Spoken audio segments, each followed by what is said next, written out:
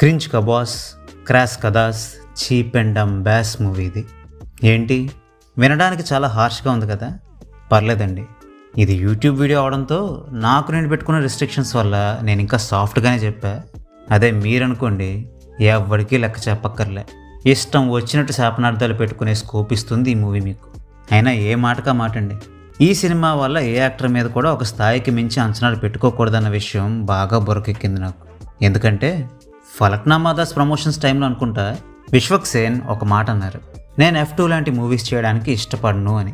డైరెక్ట్గా అనకపోయినా ఆయన చెప్పిన విధానం బట్టి ఇలాంటి క్రింజి సినిమాలు నేను చేయను అనే అర్థం వచ్చేలానే మాట్లాడారు ఆయన.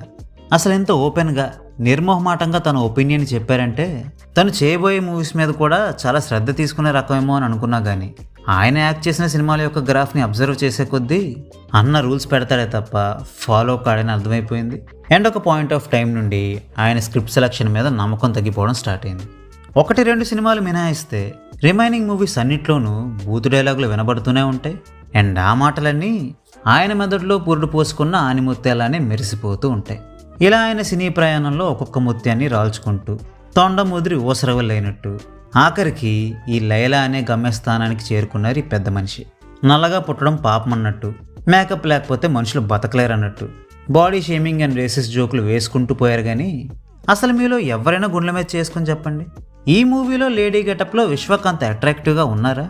పురుషజాతి మొత్తాన్ని చీరకొంగుతో చుట్టేయగల అందగత్తనా ఈ లైలా? కాదు కదా. మరి మిగతా వాళ్ళ లుక్స్ మీద మాత్రం ఎందుక నాసిరకం జోకులు?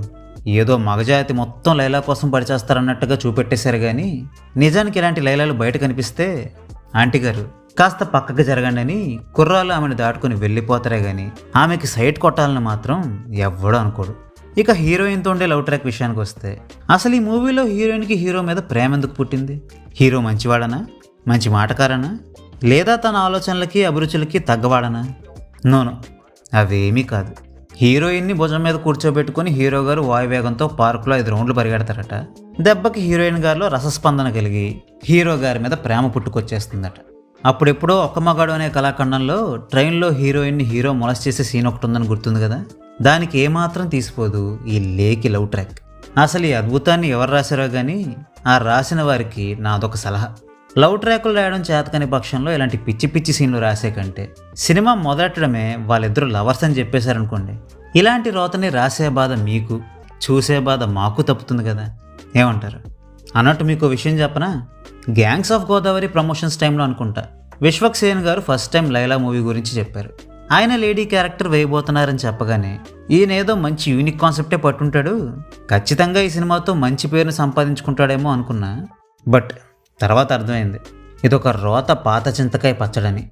సరే బోని, డీజే టిల్లు టైప్లో ఇది కూడా కొంచెం రొమాన్స్ డోస్ ఎక్కువగా ఉండే కామెడీ ఎంటర్టైనర్ అవుతుందేమో అనుకున్నా.